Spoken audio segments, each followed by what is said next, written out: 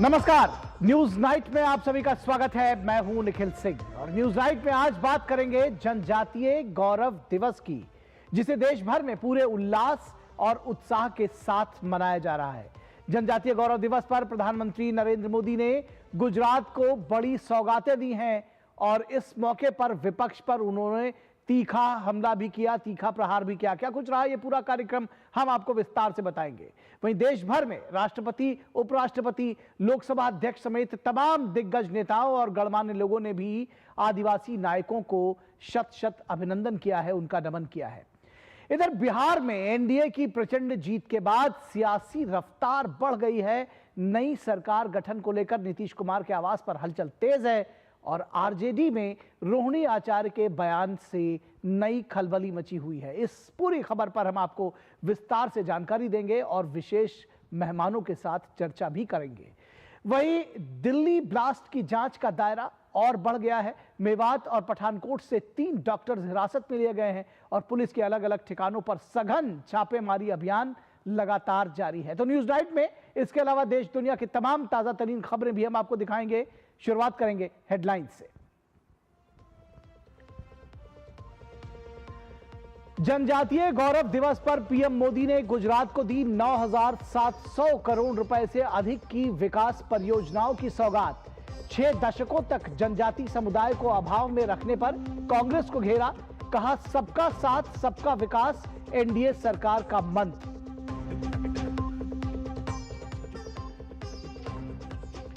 जनजातीय गौरव दिवस पर देश भर में कार्यक्रमों का आयोजन। राष्ट्रपति द्रौपदी मुर्मू, उपराष्ट्रपति सीपी राधाकृष्णन और लोकसभा अध्यक्ष ओम बिरला ने संसद परिसर में दी श्रद्धांजलि।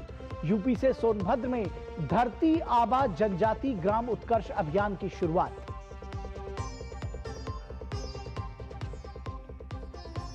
गुजरात दौरे पर पीएम मोदी ने सूरत में बिहार के लोगों से संवाद कर महाविजय के लिए जताया आभार। वहीं बिहार में सरकार गठन के लिए नीतीश कुमार के आवास पर राजनीतिक हलचल तेज। आरजेडी ने निराशाजनक प्रदर्शन के बाद रोहिणी आचार्य ने परिवार से नाता तोड़ा, राजनीति छोड़ने का किया ऐलान।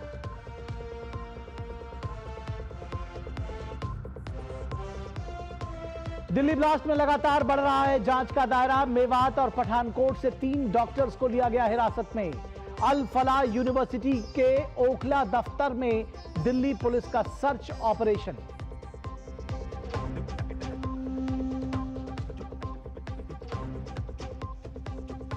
और ईडन गार्डन्स टेस्ट मैच के दूसरे दिन भारत ने कसा शिकंजा। दूसरे दिन का खेल खत्म होने तक दक्षिण अफ्रीका ने दूसरी पारी में 93 रन पर गंवाए 7 विकेट।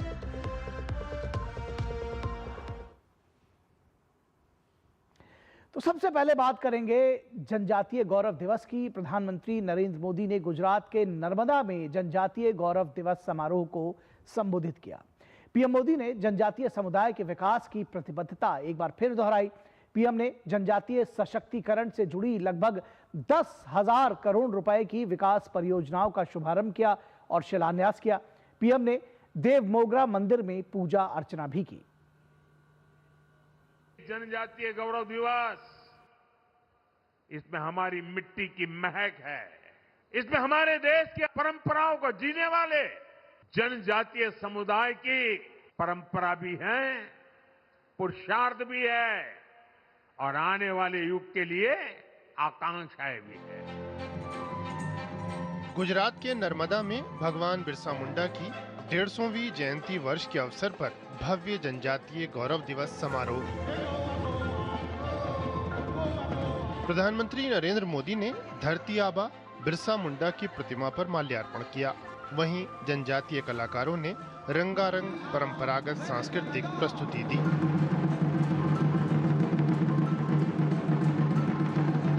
भगवान बिरसा मुंडा को याद करते हुए पीएम ने आजादी के आंदोलन में जनजातीय समुदाय के योगदान को नमन किया। पीएम ने कहा कि आज देश इस विरासत को संजोने में लगा है। स्वतंत्रता आंदोलन में ट्राइबल समाज के योगदान को हम भुला नहीं सकते और आजादी के बाद ये काम होना चाहिए था,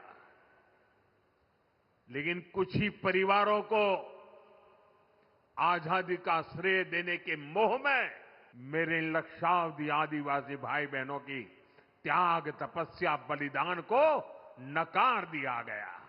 और इसलिए 2014 के पहले देश में कोई भगवान बिरसा मुंडा को याद करने वाला नहीं था। सिर्फ उनके अगल बगल के गांव तक पूछा जाता था। हमने उस परिस्थिति को बदला। क्यों?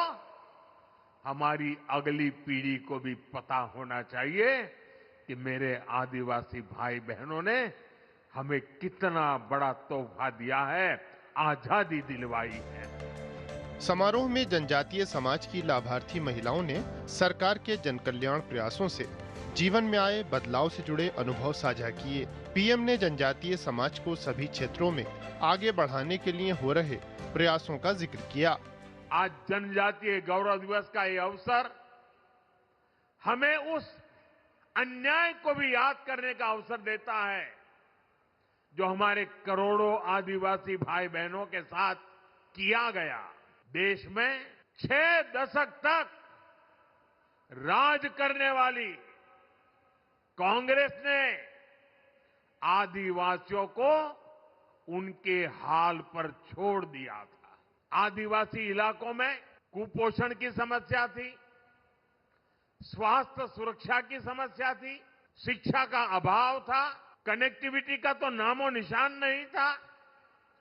ये अभाव ही एक प्रकार से आदिवासी क्षेत्रों की पहचान बन गई थी और कांग्रेस सरकारें हाथ पर हाथ धरकर बैठी रही। पीएम ने इस अवसर पर 9,700 करोड़ रुपए से अधिक की विकास परियोजनाओं का शुभारंभ और शिलान्यास किया। जनजातीय सशक्तिकरण से संबंधित ये परियोजनाएं बुनियादी ढांचे, स्वास्थ्य, शिक्षा और विरासत पर केंद्रित हैं। पीएम ने जनजातीय आदिवासी न्याय महाअभियान, पीएम जनमन और धरती आबा जनजातीय ग्राम उत्कर्ष अभियान के तहत निर्मित 1 लाख घरों में लाभार्थियों के गृह प्रवेश का भी शुभारंभ किया। इससे पहले पीएम ने देवमोगरा मंदिर में पूजा अर्चना की।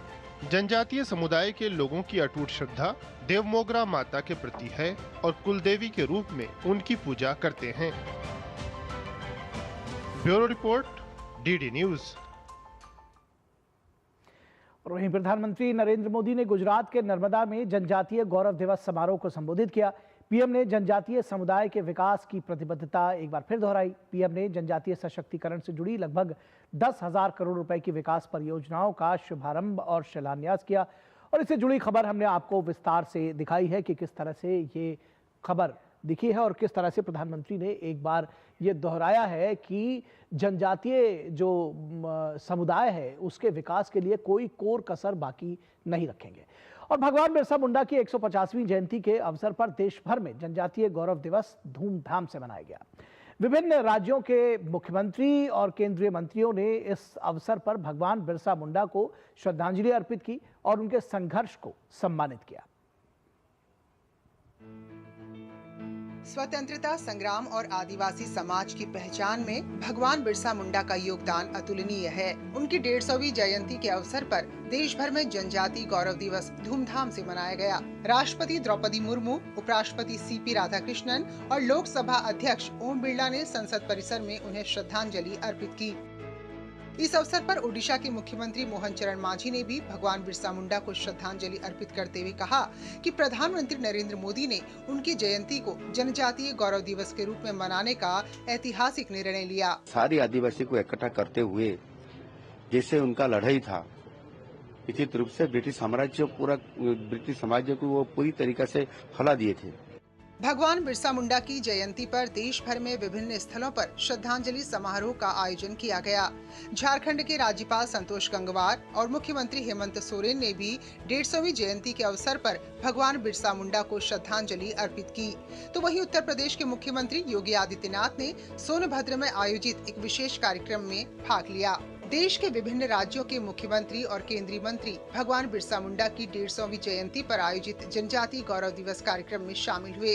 राजस्थान के मुख्यमंत्री भजनलाल शर्मा ने स्वतंत्रता संग्राम के महत्व पर जोर दिया, जबकि उत्तराखंड के मुख्यमंत्री पुष्कर सिंह धामी, छत्तीसगढ़ के मुख्यमंत्री विष्णुदेव साय, मध्य प्रदेश के मुख्यमंत्री डॉक्टर मोहन यादव और महाराष्ट्र के मुख्यमंत्री देवेंद्र फडणवीस ने भी भगवान बिरसा मुंडा के संघर्ष और उनके योगदान को याद करते हुए उन्हें श्रद्धांजलि अर्पित की। केंद्रीय मंत्री नितिन गडकरी भी इस अवसर पर उपस्थित रहे और भगवान बिरसा मुंडा की विरासत को सम्मानित किया। 15 नवंबर को जनजातीय गौरव दिवस के रूप में पूरा देश मनाता है, तो आज समस्त छत्तीसगढ़ वासियों को जनजातीय गौरव दिवस की बहुत बहुत बधाई, शुभकामना और भगवान बिरसा मुंडा जी को नमन करते हैं। आज बहुत बड़ा दिन है झारखंड प्रदेश के लिए, स्थापना दिवस भी है और संयोगवश भगवान बिरसा मुंडा जी का 150वां जयंती दिवस भी है। ये झारखंड वासियों के लिए और देश के आदिवासी समुदाय के लिए बहुत गर्व का दिन है। प्रधानमंत्री जी ने पीएम जनमन योजना के अंतर्गत धरती आबा जनजातीय ग्राम उत्कर्ष अभियान प्रारंभ किया है। इन कार्यक्रमों में जनजातीय समाज की संस्कृति और अधिकारों को बढ़ावा देने पर विशेष ध्यान दिया गया। भगवान बिरसा मुंडा की 150वीं जयंती न केवल उनके संघर्ष और बलिदान को याद करने का अवसर है, बल्कि ये जनजातीय समाज की शक्ति, संघर्ष और गौरव का भी प्रतीक है। Bureau report, DD news. और यहाँ रुकेंगे एक छोटे से ब्रेक के लिए, कहीं मत जाइएगा। ब्रेक के उस पार भी खबरें जारी रहेंगी। अब आया असली स्वाद। अब आया स्वाद। जब स्वाद के पड़े हो लाले तो MDH का चंकी चाट मसाला डालें। MDH का चंकी चाट मसाला। MDH। जरा सी हंसी दुलार जरा सा, Amul the taste of India।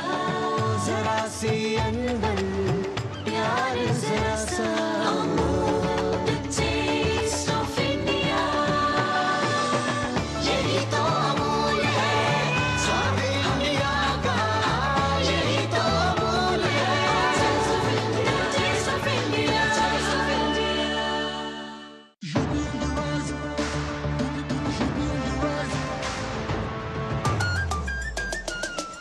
UP on the rise, सुन ले आसमां, डबल इंजन का ये मिशन है महान। 2047 तक हम न रुकेंगे, 6 ट्रिलियन का ड्रीम पूरा करेंगे। मथुरा की गलियों में गूंजे है राधा, अयोध्या में दूर हुई मंदिर की बाधा, काशी प्रयागराज की गोल्डन चमक, यूपी सरकार की गूंजे धमक। सड़कों पर फर्राटा फिक्रलेस बिल्कुल बिंदास, एक्सप्रेस वे पर साइंस आए पूरा विश्वास। विकसित यूपी की बढ़ गई प्यास, 2047 का ये विजन बहुत खास। माफिया का दी एंड, फियर गॉन, योगी राज में लॉ एंड ऑर्डर हुआ स्ट्रॉन्ग। बेखौफ घूमे जनता, गुंडों पर मार, नया यूपी तोड़ रहा पुरानी दीवार। यूपी ऑन द राइज, सुन ले आसमां, डबल इंजन का ये मिशन है महान। 2047 तक हम न रुकेंगे, 6 ट्रिलियन का ड्रीम पूरा करेंगे। मेरी पसंद, मेरी पसंद, मेरी पसंद, मेरी पसंद, हमारी पसंद, हम सबकी पसंद। मजबूत देश का मजबूत सरिया हो गया स्टील। वाह, गाय तुम्हारी माता है ना? तो पशुहार के नाम पर जहर क्यों खिलाता है? अनसंड हटा, दिल से खिला, सिर्फ कपिला, देश का नंबर 1 पशु आहार। अरे द्रविड़ जी, आपको गैराज छोड़ दो, आइए। काश आप जैसा गेम चेंजर हमारे पास भी होता। है ना, खेती का गेम चेंजर जय किसान नवरत्न, नैनो शक्ति, नैनो DAP। इसके हर ड्रॉप में है करोड़ों नैनो पार्टिकल्स की शक्ति। नैनो पार्टिकल्स के कारण पत्तियां इन्हें दोनों साइड से अब्सॉर्ब करें बिना वेस्टेज और उपज खूब बढ़ाएं। जय किसान नवरत्न, नैनो शक्ति, नैनो DAP, विज्ञान का वरदान, हर फसल की शान। दादी के हाथों का जादू और खुशबू से महकता घर। MDH गरम मसाला, असली मसालों से भरा हूँ मैं, क्योंकि हर रिश्ता है स्वाद से जुड़ा। स्वागत है ब्रेक के बाद आपका। और प्रधानमंत्री नरेंद्र मोदी ने गुजरात के सूरत में बिहार मूल के लोगों से संवाद किया। पीएम ने बिहार विधानसभा चुनाव में NDA की महाविजय की खूब सराहना की। पीएम ने प्रचंड जनादेश के लिए बिहार की जनता का आभार जताया। उन्होंने कहा कि माताओं, बहनों और युवाओं को जो माई कॉम्बिनेशन बना है, उसने आने वाले दशकों की राजनीति की नींव मजबूत कर दी है। पीएम ने कहा कि बिहार ने जातिवाद का जहर घोलने वाले जमानती नेताओं को नकार दिया है। पिछले 2 साल से बिहार में ये जमानती नेता जो जमानत पर घूम रहे हैं, वे बिहार में जा करके जातिवाद का भाषण देते रहते थे और उनसे जितनी ताकत थी उन्होंने जातिवाद का जहर फैलाने की थी। और पुराने जमाने से उनको लगता था शायद इससे उनका खेल हो जाएगा। बिहार के इस चुनाव ने जातिवाद के उस जहर को पूरी तरह नकार दिया है। ये देश के लिए बहुत ही उज्जवल संकेत है। बिहार के अंदर सार्वजनिक कार्यक्रमों में गैर कानूनी तरीके से जमीन ने कब्जा करके, मकानों को कब्जा करके जो वक्फ बना दिया जाता था, हमने देखा था तमिलनाडु में हजार साल पुराने गांव के गांव वक्फ प्रॉपर्टी बना दिए गए थे। देश भर में चिंता बन पड़ी थी। तब जाकर के हमने पार्लियामेंट में कानून पास किया वक्फ को लेकर के।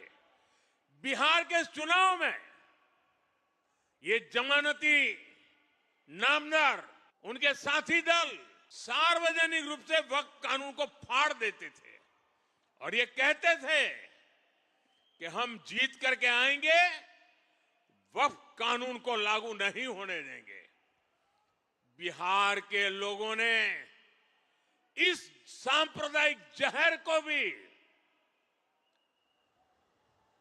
विकास की राह पर चलते हुए पूरी तरह नकार दिया है।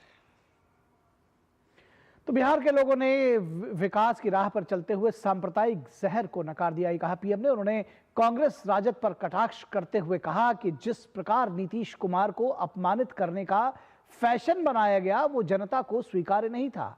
पीएम ने कहा कि ऐसी हरकतों का भी जनता ने चुनाव में मुंहतोड़ जवाब दे दिया है।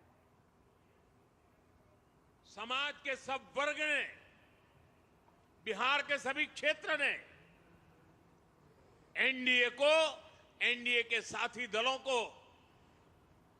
अभूतपूर्व समर्थन दिया है। अगर मैं जहां दलित समुदाय के प्रभाव वाले क्षेत्र वाली सीटें हैं, 38 सीटें, 34 सीटें एनडीए जीत गया। ये इतना बड़ा झूठ फैलाते थे, दलित समाज ने उनको ठुकरा दिया। और प्रधानमंत्री ने कहा कि मुस्लिम लीग, माओवादी कांग्रेस को जनता अस्वीकार कर चुकी है। पीएम ने कहा कि कांग्रेस जिस डगर पर चल रही है उससे खुद कांग्रेस के युवा नेता अपने भविष्य को लेकर चिंतित हैं। 1-2 दशक में 50, 60 साल तक एक चक्री राज करने वाले लोग इस प्रकार से खत्म हो जाएं, ये साफ उनके लिए आत्मनिरीक्षण का विषय है। वे अपने साथियों को भी पराजय के कारण नहीं समझा पा रहे, वे अपनी पार्टी को भी पराजय के कारण समझा नहीं पा रहे हैं और इसलिए सरल रास्ता ढूंढ लिया है। कभी ईवीएम हरा देता है, कभी इलेक्शन कमीशन हरा देता है, कभी मतदाता सूची का शुद्धिकरण हरा देता है। एक ऐसी बहानेबाजी उन्होंने खोज ली है। वो बहानेबाजी खुद को तो शायद कुछ दिन ठीक रखेगी, लंबे अरसे तक उनकी कैडर को स्वीकार्य नहीं होगा। और यहां रुकेंगे एक ब्रेक के लिए। देखते रहिए डीडी न्यूज।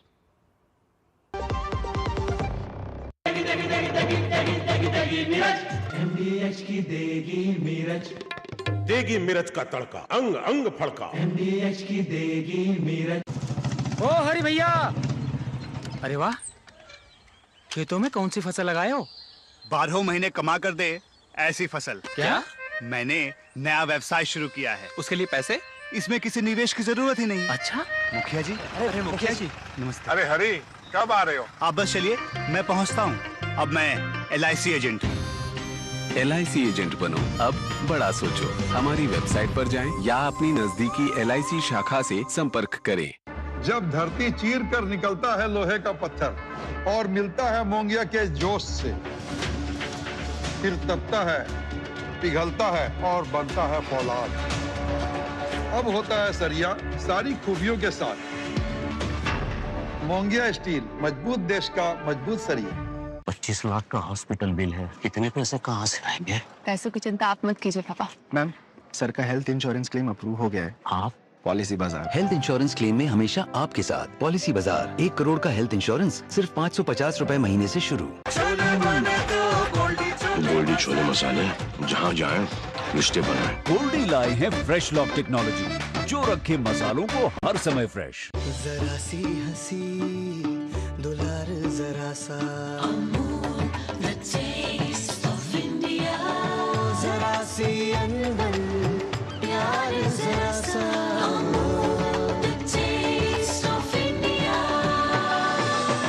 यही तो अमूल है स्वाद इंडिया का, यही तो अमूल है टेस्ट ऑफ इंडिया।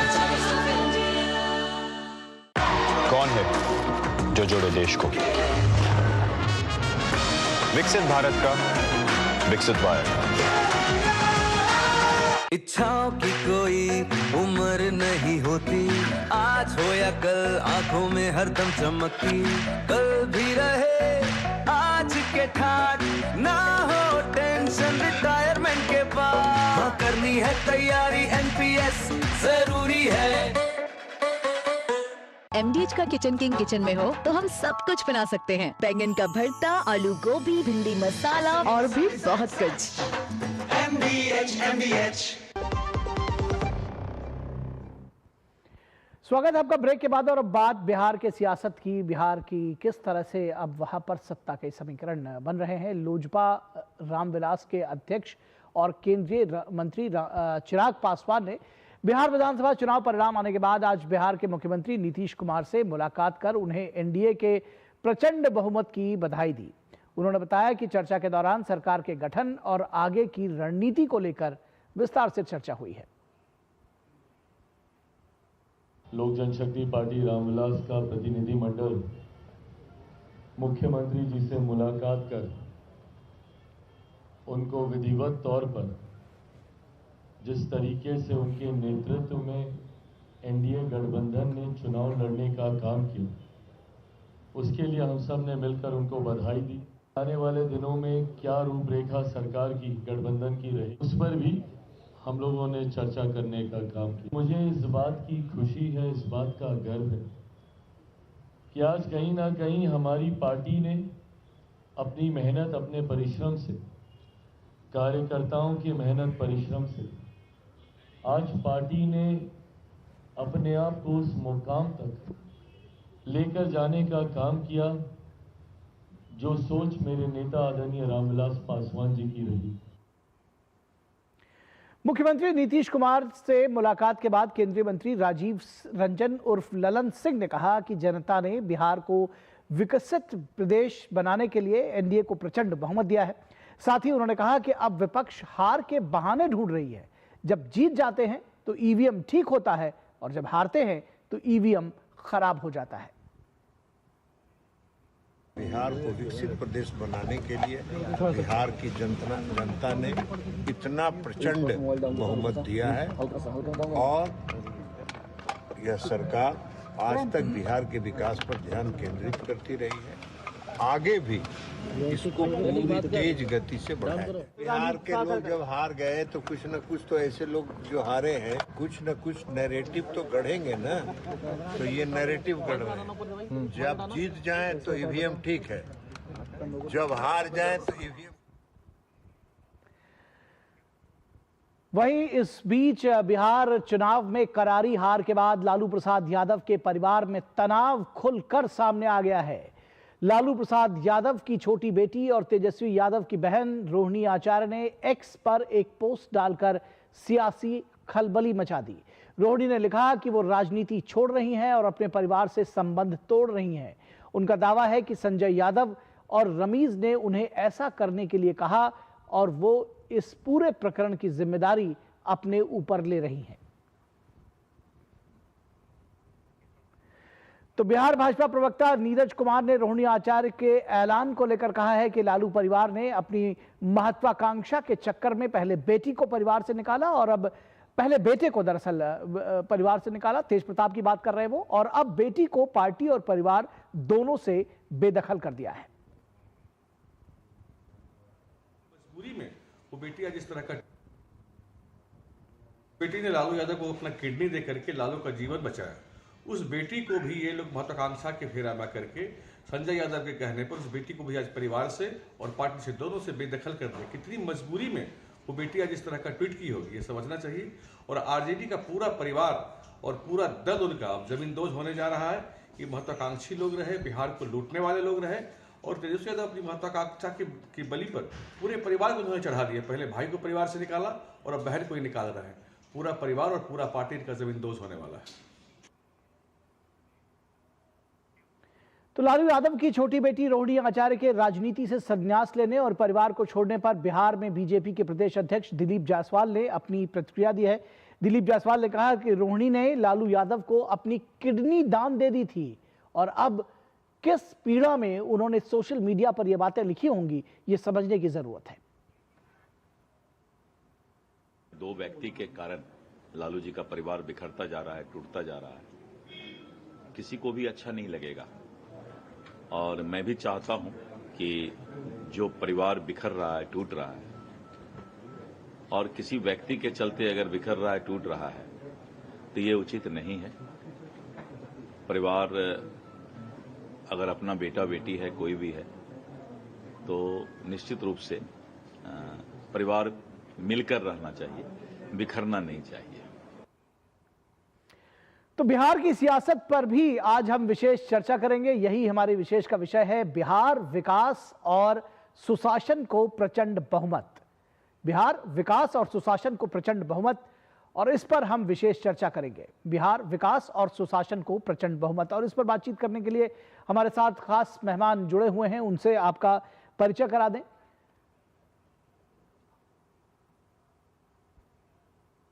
हमारे साथ डॉक्टर प्रीति शेखर, जो कि बिहार बीजेपी के प्रवक्ता हैं, हमारे साथ जुड़ी हुई हैं। डॉक्टर प्रीति शेखर, बहुत स्वागत है आपका। हमारे साथ ज्ञान रंजन, जो कि कांग्रेस के प्रवक्ता हैं, वो हमारे साथ जुड़े हैं। बहुत स्वागत है ज्ञान रंजन जी। हर्षवर्धन त्रिपाठी, वरिष्ठ पत्रकार, हमारे सीनियर, हमारे साथ जुड़े हुए हैं। हर्षवर्धन त्रिपाठी जी, बहुत स्वागत है आपका। और ज्ञान रंजन, आपके साथ अगर इसको हम शुरू करना चाहें और ये समझना चाहें कि कुछ आकलन तो जरूर आपने किया होगा, इतनी बड़ी असफलता क्या वजह रही है, कैसे आकलन करेंगे और आगे की राह क्या है? नहीं, देखिए, जो जनादेश है वो तो सबके सामने है, लेकिन ये पूरा का पूरा बिहार हस्तप्रब्ध है, पूरा का पूरा देश हस्तप्रब्ध है कि जिस तरह से जो काउंटिंग के बाद जो रिजल्ट आया है उससे हम लोग सभी सरप्राइज हैं। मतलब एक लगता है ना कि अचानक एक तरफा, आज तक इतिहास में कभी भी किसी भी पार्टी के पक्ष में 91% का स्ट्राइक रेट नहीं रहा है। तो अपने आप में ये सारे डाटा जो इनिशियल्स है, जो इनिशियल लेवल ऑफ जो हम लोग का डिस्कशन है, उसकी बात पे हम कर रहे हैं। अभी तो एक गहन रिसर्च इस पे होगा, उस सारे डेटा कलेक्ट करने में, कि बहुत सारे डेटा तो अभी वेबसाइट पे ही इलेक्शन कमीशन के अपलोड नहीं हुए हैं। तो उन सारी चीज़ों को लेके हम बैठेंगे, देखेंगे कि एक्चुअली कहाँ पे क्या क्या है। जैसे आप पहले से ही जानते हैं कि हम लोग इस मुद्दे को पहले से उठा रहे कि हरियाणा में जो हुआ, महाराष्ट्र में हुआ, तो हमें एक डर था कि बिहार में कहीं ऐसी स्थिति नहीं हो जाए। आपने देखा होगा कि इलेक्शन के दौरान में हमने जो हमने इलेक्शन कमीशन में जो डुप्लीकेट वोटर्स थे या जो फर्जी वोटर्स, यानी आप अभी भी वही हैं, ईवीएम और डुप्लीकेट वोटर्स, और इसकी बात आप अभी भी नहीं, आपने सवाल पूछा तो मैं बता रहा हूं। आपने पूछा एनालिसिस का क्या होगा, आपने एनालिसिस के बारे में पूछा, तो वो उस प्रक्रिया के बारे में बता रहा हूं। मैं कोई अभी भी वही नहीं हूं। प्रक्रिया तो आप लोग कई बार बता चुके हैं, उसको लेकर अधिकार यात्रा भी चलाई है। तो फिर आप पूछ क्यों रहे हो? तो फिर आप पूछ रहे हो? नहीं, समझिए ना, फिर टाइम खराब करने से क्या फायदा? वो प्रक्रिया आप टाइम कहां खराब कर रहा हूं? मैं आपको बता रहा हूं ना, मैं सारी बातों पे आ रहा हूं। इतनी देर यही कहना चाह रहे हैं कि वो नहीं, अभी कह रहा हूं, अभी कहना बाकी है, इतनी देर में कह देता। अरे मैं इतनी देर में कह देता, और भी सारी बातें हैं। अभी स्टार्ट किया था ना आपने, क्या 2 मिनट तो कम से कम 1.5 मिनट तो दीजिएगा बोलने के लिए। जल्दी से खत्म करिए। मैं ये कहना चाहता हूँ कि सारे प्रक्रिया को देखते हुए हम लोग बहुत शॉक्ड है। और यही नहीं, बिहार की जनता में भी एक तरह का आप देखोगे कि रिजल्ट आने के बाद कहीं भी बिहार में, आपने मीडिया चैनल से हो, मीडिया में रिप्रेजेंटेशन, आप कहीं भी देखो, पूरे चौक चौराहा पे एक सन्नाटा सा पसर गया कि आखिर ऐसा क्या हुआ। क्योंकि जो युवाएं थे, जो महिलाएं थी, जो इनकी मानदेय की बात हो रही थी, जो शिक्षक थे, जो लाठी खाते थे, बिल्कुल आपने सही कहा, महिलाओं और युवाओं की, दरअसल यही सवाल आपसे पूछना चाह रहे थे कि जो ये माई समीकरण था, क्या आपको लगता है ये सचमुच बदल गया, मुस्लिम यादव से महिला युवा हो गया और उसने दरअसल आपकी हार सुनिश्चित की, आपके गठबंधन की? दरअसल नहीं, ये it's too early to say anything, ये बहुत जल्दबाजी है कोई भी चीजों को करने का, क्योंकि इलेक्शन कमीशन के वेबसाइट पे अभी बहुत सारे डेटा बूथ वाइज नहीं आया है। आपको समझना होगा, जो इनिशियल डेटा ने इलेक्शन कमीशन ने दिया, उसी में जब 7 करोड़ 42 लाख का डेटा इलेक्शन कमीशन ने बोला और वोटिंग पोल 7 करोड़ 45 लाख का, तो ये तो पहले ही 3 लाख का जो डिफरेंस है वो बहुत क्वेश्चन मार्क के ऊपर है। इसलिए इस बातों को कह रहा हूं कि इट्स टू अर्ली, हम लोग एनालिसिस कर रहे हैं, लेकिन ये बहुत शॉकिंग है। कभी भी इतिहास में आज तक कहीं भी ऐसा नहीं हुआ कि 91% किसी पार्टी का स्ट्राइक रेट रहा हो, और कहीं ना कहीं इलेक्शन कॉम्प्रोमाइज है, इलेक्शन कमीशन कॉम्प्रोमाइज है। और दूसरी सबसे बड़ी बात, दूसरी सबसे लास्ट लाइन, जो जिस तरह से बीच में मॉडल कोड ऑफ कंडक्ट का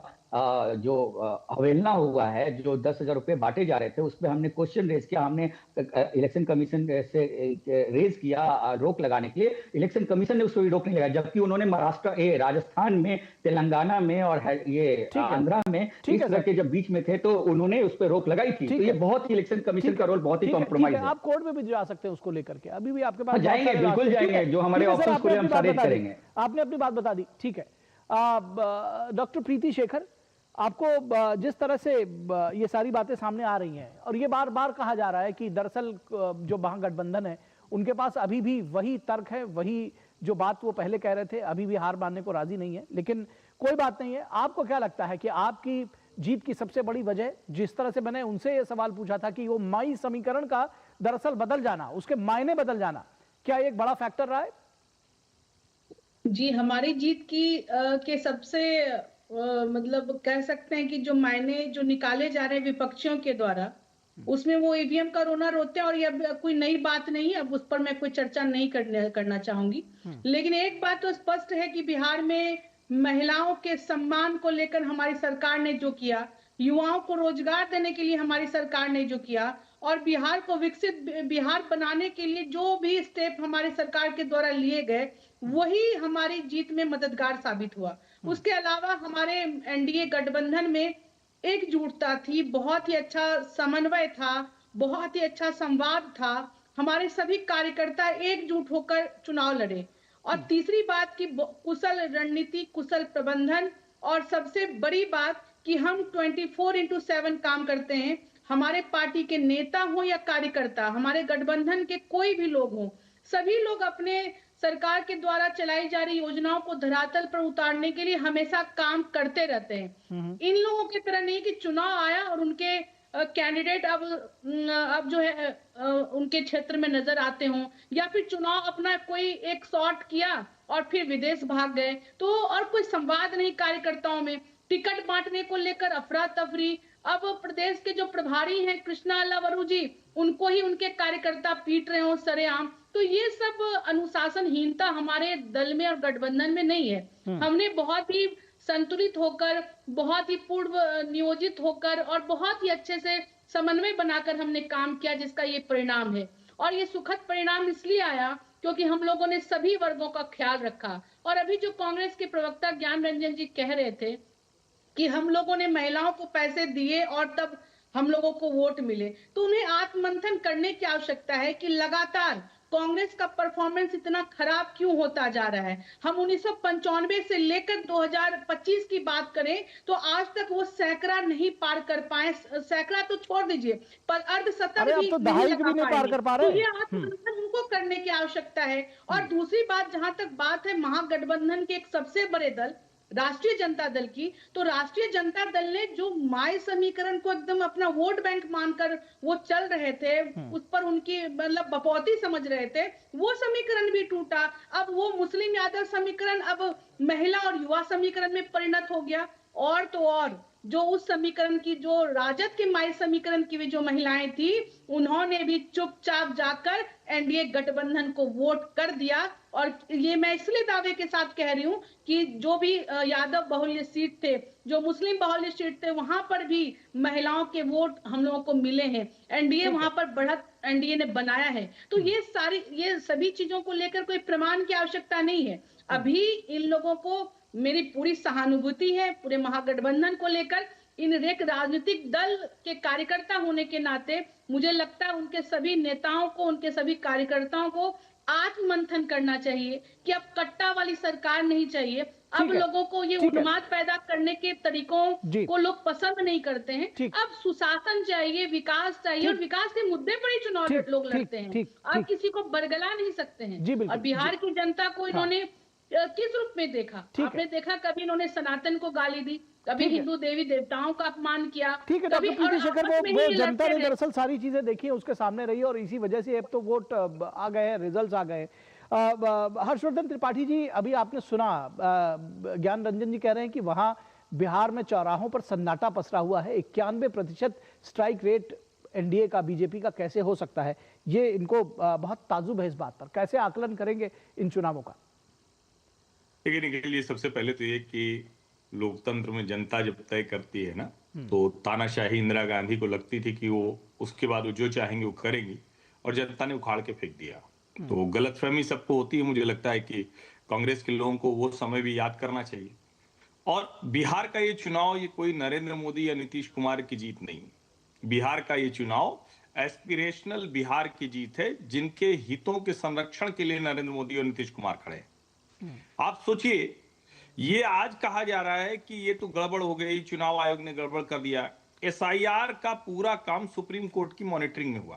अब कैसी कैसी बात करते हैं कि 7 करोड़ 42 लाख था, फिर 3 लाख बढ़ गया। उनको यही नहीं पता है कि एसआईआर समाप्त होने के बाद भी नामांकन के 10 दिन पहले तक लोग नाम जुड़वा सकते थे, और ये इसीलिए सुविधा दी गई थी क्योंकि उस वक्त कहा जा रहा था कि समय कम है। विपक्ष ही ये मांग कर रहा था कि समय चाहिए। अब उसके बाद इस तरह से उसको एक गलती के तौर पर, उसको एक गड़बड़ी के तौर पर प्रस्तुत करना, जनता को ये सब आज के समय में समय से पता चल जाता है। जिस बिहार को देश का बजट हुआ और विपक्ष ने आरोप लगाया कि तो बिहार का बजट है, जिस बिहार में 10 लाख करोड़ की योजनाएं वो केंद्र सरकार के बजट से चल रही हो, जिस बिहार में सड़क हो, हवाई अड्डा हो, दूसरे सारे काम हो दिख रहे हो, और विपक्ष कह रहा हो कि नहीं कुछ हुआ ही नहीं।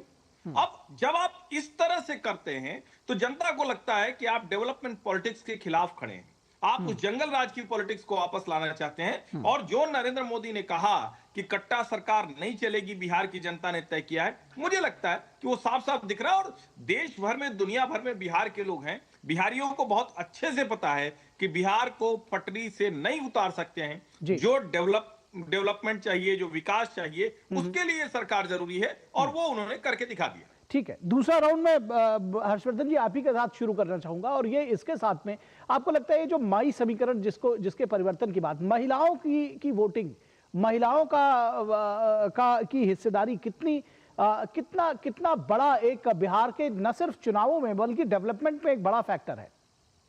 देखिए, वैसे भी महिलाएं अगर किसी भी हिस्सेदारी उनकी बढ़ती है तो वो ज्यादा सेंसिटिविटी के साथ उसको आगे बढ़ाती हैं। इसमें कोई मतलब, ये तो प्रूवन फैक्ट है। लेकिन नरेंद्र मोदी और नीतीश कुमार, इन दोनों का जो राजनीतिक जीवन है, नरेंद्र मोदी हर बात में कहते भी हैं, और उनकी सारी स्कीम अगर आप देखें तो उसका जो बुनियाद है, उसकी जो एक कहें कि आधार है, वो दिखता है कि वो महिलाओं से जुड़ी हुई। नीतीश कुमार भी जब से 2005 से वो सरकार में आए हैं, तब से लगातार आप देखिए कि वो लगातार एक के बाद एक वो सारी स्कीम्स चलाते रहे, जिन स्कीम्स के जरिए लड़कियों को साइकिल देना। और कमाल की बात यह है कि उन सारी योजनाओं का फॉलोअप बहुत अच्छा रहा। बिहार कुछ मामलों में, क्योंकि हम अभी चुनाव के समय में भी हमने सुना कि जीविका दीदी ने चुनाव के समय में बहुत मदद की। जब हम खाते में रकम डाले जाने की बात सुन रहे तब उनका नाम आया। जीविका का जो कॉन्सेप्ट है, ये सेल्फ हेल्प ग्रुप का देश में एक अनूठा कॉन्सेप्ट है जिसमें महिलाएं जुड़ी हुई। नीतीश कुमार और नरेंद्र मोदी दोनों ने उस वोट बैंक को एक तरह से कहें आकर्षित किया है। और ये जो 10,000 वाला मसला है, निश्चित तौर पर अगर फ्रीबीज पॉलिटिक्स बंद हो, वो इस देश के लिए अच्छा है। लेकिन यहां तो उनको छोटे रोजगार शुरू करने के लिए रकम दी गई, या तो हर तरह के ऐलान बंद हो जाए। मैं तो कहता हूं कि इस पर सभी पार्टियों को सहमति बनानी चाहिए, वरना आप ये नहीं कह सकते। 30,000 देने का ऐलान तो किया था तेजस्वी ने, लेकिन इसका मतलब ये हुआ कि विपक्ष के वादों पर जनता को भरोसा नहीं है। बिहार को जिस पर भरोसा था उसको उन्होंने चुन लिया। ठीक बात है। ज्ञान रंजन जी, जब तक आप, मैं चाहूंगा कि आपसे रिक्वेस्ट करूंगा कि आप देखिए कि आपने कहा कि 10,000 रुपए दिए गए, चुनावों के दौरान दिए गए और सारी चीजें हैं, लेकिन उसके अलावा भी बहुत सारी जो महिला सेंट्रिक योजनाएं हैं वो केंद्र और राज्य की मिला दी जाए तो वो बहुत बड़ी उनकी एक संख्या हो जाती है। हमारी टीवी स्क्रीन पर चल भी रहा, आप उसको देखिए।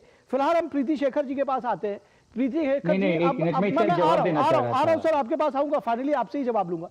मैं प्रीति शेखर जी आपके पास आ रहा हूं और ये समझना चाह रहा हूं कि ये जो महिला सेंट्रिक योजनाएं हैं इसके पहले से भी चल रही थी और उसके बाद जिस तरह से ये जो रोजगार योजना आई, क्या ये आपको लगता है कि ये सबसे बड़ा गेम चेंजर रहा और अब आपके ऊपर एक बड़ी जिम्मेदारी है?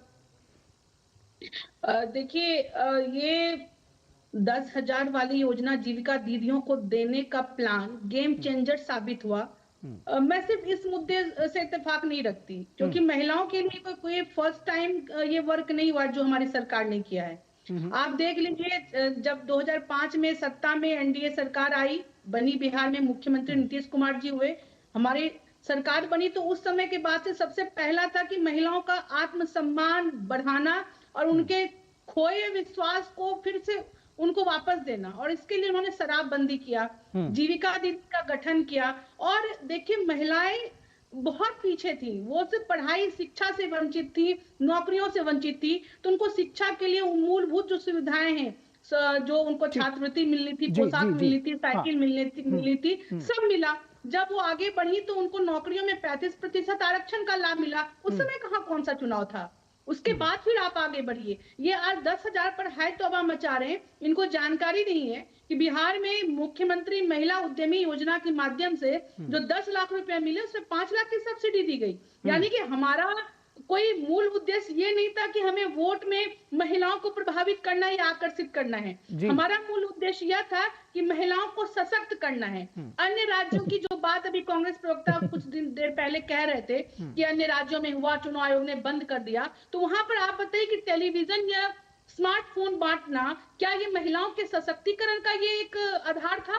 और बिहार में जब हमारी सरकार जब महिलाओं को उद्यमी बना रही है, महिलाओं को जब आरक्षण का लाभ दे रही है, पंचायती निकाय चुनाव में 50% आरक्षण का लाभ दे रही है, तो क्या ये चुनाव से जोड़ा जाना चाहिए या महिला सशक्तिकरण से जोड़ा जाना चाहिए? ठीक है, जवाब ले लेते हैं। ठीक है, जवाब ले लेते हैं। ज्ञान रंजन जी, बहुत सारे सवाल है और इस सवाल ये भी है कि आपके भी तमाम सारे वादे थे, बहुत सारा रोजगार, रुपया, सब कुछ देने की बात कही थी तेजस्वी यादव ने और आपके गठबंधन ने, बावजूद जनता ने उस पर विश्वास नहीं किया।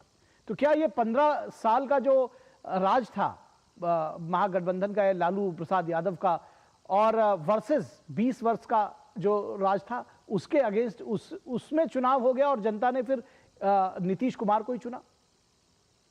मैं उम्मीद करूंगा कि जैसे आपने बाकियों को शांति से सुना, मुझे भी बीच में नहीं टोकेंगे। जी। सबसे सबसे पहले तो जो पॉलिटिकल एनालिस्ट बैठे हुए हैं उनको मैं बता दूं, महिलाओं की बात हो रही, महिलाओं की सशक्तिकरण की बात हो रही है, और देश की पूर्व प्रधानमंत्री जो दिवंगत हो चुके हैं उनके लिए वो हिटलर सही शब्दों का करते हैं। वही इनको याद दिला देता हूँ, शायद इनका जनरल नॉलेज कम होगा, वही इंदिरा गांधी जो पूरे दुनिया में एक नया देश का जोग्राफिकल चेंज कर दिया था, शायद इन्हें जानकारी नहीं है। और वही इंदिरा गांधी फिर पूर्ण बहुमत से देश की प्रधानमंत्री भी बनी थी। तो इस तरह की जो ये ओछापंथी कर रहे हैं नेशनल टीवी पे आके, उनको पूरी महिलाओं ग्रुप से माफी मांगना चाहिए। अब आता हूं मैं आपके सवालों पे।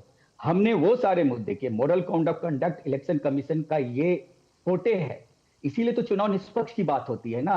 जब आप एक जगह डिसीजन लेते हो कि रोकना है, दूसरी जगह नहीं करते तो आपसे सवाल उठेगा। सबसे बड़ी इंपॉर्टेंट बात, जिस तरह से हम इलेक्शन लड़ा गया, जिस तरह से हम मुद्दे को लेके गए, आपने देखा होगा कि हमने जो वादे किए थे पहले वो निभाए हैं। हमने उस वादे को दिया। ये सरकार 18 साल से है बिहार में, और उन्होंने महिलाओं को जो ओल्ड पेंशन और विधवा पेंशन है 400 का 400 था।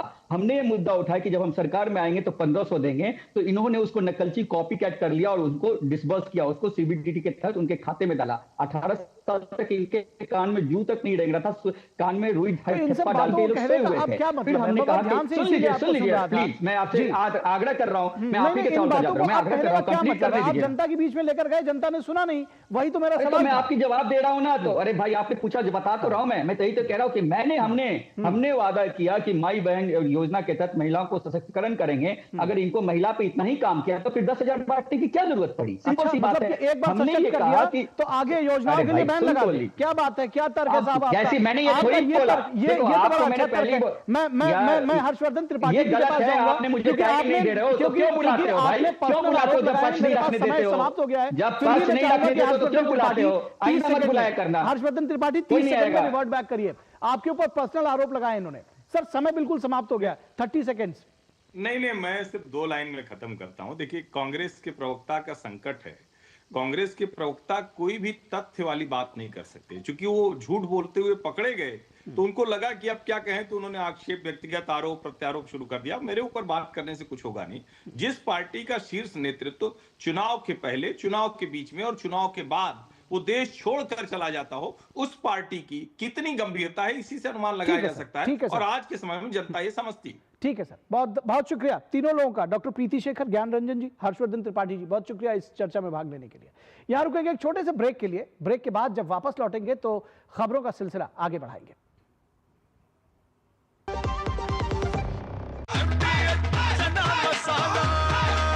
अब छोलिया हो या लोबिया, सफेद चने या काले चने, सब कुछ मजेदार बने।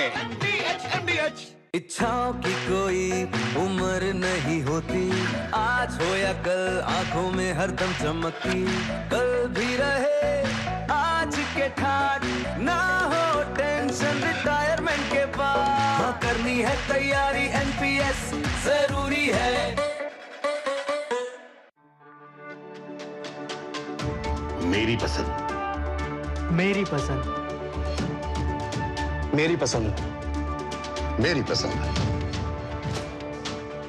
हमारी पसंद, हम सबकी पसंद। मजबूत देश का मजबूत सरिया हो गया स्टील। अरे द्रविड़ जी, आपको गैराज छोड़ दो, आइए।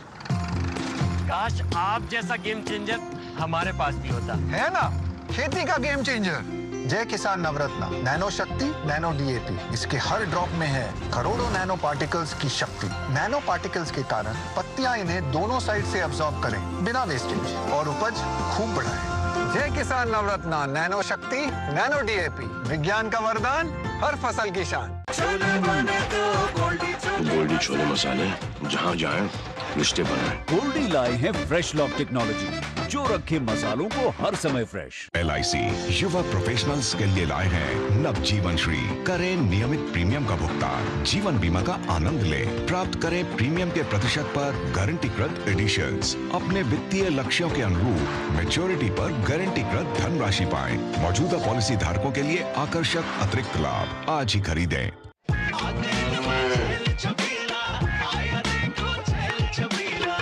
एक कपिला, अरे भाई सब एक ही जैसा होता है। ये लो साधारण पशु आहार।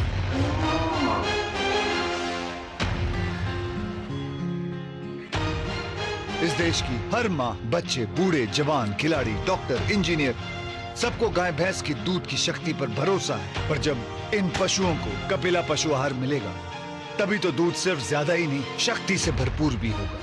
और ये सच जानते हुए चंद पैसों के लिए तुम देश का भरोसा तोड़ दो। कपिला पशु आहार, देश का नंबर 1 पशु आहार। हिंग देना, वो वाली MDH की सुपर हींग। जिन्होंने यूज किया है वो जानते हैं असली हींग का स्वाद। MDH सुपर हींग, शुद्धता का असली तड़का। असली मसाले सच सच MDH। स्वागत है आपका ब्रेक के बाद। सूचना और प्रसारण राज्य मंत्री एल मुरुगन ने गोवा अंतर्राष्ट्रीय फिल्म महोत्सव 2025 की तैयारियों को लेकर एक प्रेस वार्ता की। एल मुरुगन ने बताया कि इस वर्ष 127 देशों से 7,500 से अधिक प्रतिनिधियों ने पंजीकरण कराया है, जिसमें 84 देशों के प्रतिभागी महोत्सव में शामिल होंगे। इन देशों की 270 फिल्में IFFI में दिखाई जाएंगी। केंद्रीय मंत्री ने कहा कि पहली बार इतने बड़े स्तर पर अंतर्राष्ट्रीय प्रतिनिधियों की भागीदारी IFFI में हो रही है। उन्होंने कहा कि IFFI में इंडियन पैनोरमा 2025 सेक्शन में 25 फीचर फिल्में, 20 नॉन फीचर फिल्में और 5 डेफ फिल्में प्रदर्शित की जाएंगी। This year, almost I am very happy to announce this. More than 7,500 delegates are registered from various countries. Almost 127 country they are registered, but 84 country the people are going to participate here. In this 84 countries, 270 films are going to screen here in our Goa International Film Festival. This is the first time in international level this festival. Almost 84 country participants are coming here to enhance the International Film Festival of Goa. Indian Panorama 2025, almost 25 feature films, 20 non-feature films are and 5 dub films are be showcased in this film festival. और रुकेंगे एक और छोटे से break के लिए, कहीं मत जाइएगा, जल्द हाजिर होंगे। आपके घर के खाने में रेस्टोरेंट जैसा स्वाद ले आए MDH का शाही पनीर मसाला। पनीर को क्या मस्त बना डाला। 25 लाख का हॉस्पिटल बिल है, इतने पैसे कहाँ से आएंगे? पैसों की चिंता आप मत कीजिए पापा। मैम, सर का हेल्थ इंश्योरेंस क्लेम अप्रूव हो गया है। आप पॉलिसी बाजार। हेल्थ इंश्योरेंस क्लेम में हमेशा आपके साथ पॉलिसी बाजार। 1 करोड़ का हेल्थ इंश्योरेंस सिर्फ 550 रुपए महीने से शुरू। अरे द्रविड़ जी, आपको गैराज छोड़ दूं? आइए। काश आप जैसा गेम चेंजर हमारे पास भी होता। है ना, खेती का गेम चेंजर जय किसान नवरत्न नैनो शक्ति नैनो DAP। इसके हर ड्रॉप में है करोड़ों नैनो पार्टिकल्स की शक्ति। नैनो पार्टिकल्स के कारण पत्तियां इन्हें दोनों साइड से अब्सॉर्ब करें बिना वेस्टेज और उपज खूब बढ़ाएं। जय किसान नवरत्न नैनो शक्ति नैनो DAP, विज्ञान का वरदान, हर फसल की शान। गोल्डी छोले मसाले, जहाँ जाए रिश्ते बनाए। गोल्डी लाए हैं फ्रेश लॉक टेक्नोलॉजी, जो रखे मसालों को हर समय फ्रेश। वीडियो लाइक करने के पैसे मिलेंगे? So easy। अनजान लिंक्स पर क्लिक मत कीजिए। RBI कहता है जानकार बनिए, सतर्क रहिए। कौन है जो जोड़े देश को? विकसित भारत का विकसित भारत। लाल रंग इसका अपार, तीखा कम है फिर भी स्वाद। बेमिसाल बेमिसाल MDH Kashmiri. MDH Kashmiri. MDH। स्वागत है आपका ब्रेक के बाद। और दिल्ली ब्लास्ट को लेकर सुरक्षा एजेंसियां एक्टिव है और उन्हें सफलता भी हाथ लग रही है। मेवात और पठानकोट से कुल 3 डॉक्टर्स को हिरासत में लिया गया है। जांच एजेंसियां सघन छापेमारी अभियान चला रही हैं। वहीं जम्मू कश्मीर के श्रीनगर के नौगाम में पुलिस स्टेशन में शुक्रवार की रात बड़ा धमाका हुआ। ये धमाका पुलिस द्वारा व्हाइट कॉलर आतंकी मॉड्यूल मामले में जब्त विस्फोटकों की सैंपलिंग के दौरान हुआ और इसमें 9 लोगों की मौत हो गई और 32 अन्य लोग घायल हो गए।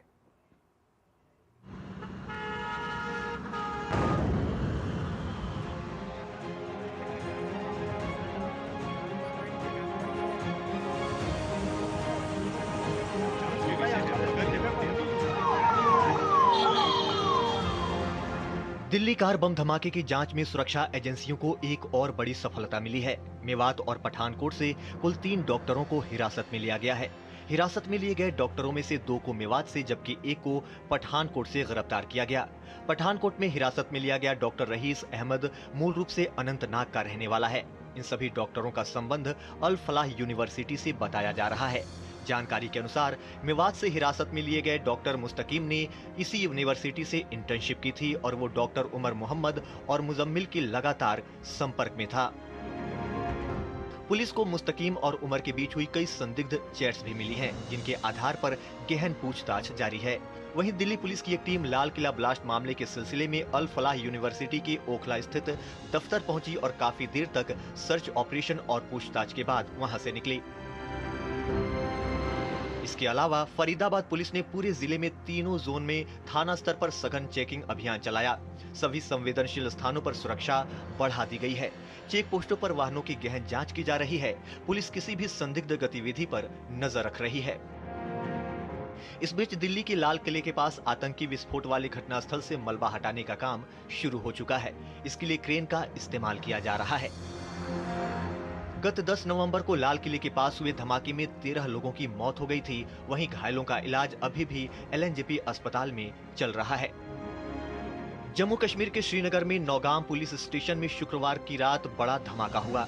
ये धमाका पुलिस द्वारा व्हाइट कॉलर आतंकी मॉड्यूल मामले में जब्त विस्फोटकों की सैंपलिंग के दौरान हुआ, जिसमें 9 लोगों की मौत हो गई और 32 लोग घायल हो गए। मारे गए 9 लोगों में से 1 inspector, 3 forensic team member, 2 crime branch photographer, 2 राजस्व अधिकारी और 1 दर्जी शामिल है। वहीं घायलों में से 27 पुलिसकर्मी, 2 राजस्व अधिकारी और 3 नागरिक हैं। 92 आर्मी बेस और SKIMS सौरा हॉस्पिटल में घायलों का इलाज चल रहा है। धमाके के कारण पुलिस स्टेशन की बिल्डिंग को गंभीर क्षति पहुंची है। इसके आसपास की इमारतें भी क्षतिग्रस्त हुई हैं। घटना के कारणों की जांच की जा रही है। इस बीच जम्मू कश्मीर पुलिस ने नौगांव ब्लास्ट को लेकर किए जा रहे पाकिस्तान समर्थित आतंकी संगठन PAFF के दावों का खंडन किया है। पुलिस ने स्पष्ट किया कि ब्लास्ट को लेकर किसी भी पाकिस्तानी आतंकी संगठन के दावे पूरी तरह झूठे, निराधार और भ्रामक हैं। जम्मू कश्मीर के DGP नलिन प्रभात ने कहा कि ये एक हादसा था। सैंपलिंग के वक्त ब्लास्ट हुआ। A huge quantity of explosive substances, chemicals and reagents were also recovered from Faridabad on 9th and 10th of November 25. This recovery, like the rest of the recoveries which we have done, was transported and kept securely in the open area of police station Naugam. As part of the prescribed procedure, the samples of the recovery had to be forwarded for further forensic and chemical examination. On account of the voluminous nature of the recovery, this process was going on for the past 2 days, which means yesterday and day before, by the FSL team. Jammu Kashmir के उपराज्यपाल मनोज सिन्हा ने श्रीनगर के Cygnus उजाला अस्पताल का दौरा किया और Nowgam police station विस्फोट के घायलों से मुलाकात कर उनका हालचाल जाना। Bureau report, DD news. तो न्यूज नाइट के आज के इस अंक में बस इतना ही। हमारी पूरी टीम को दीजिए इजाजत। नमस्कार।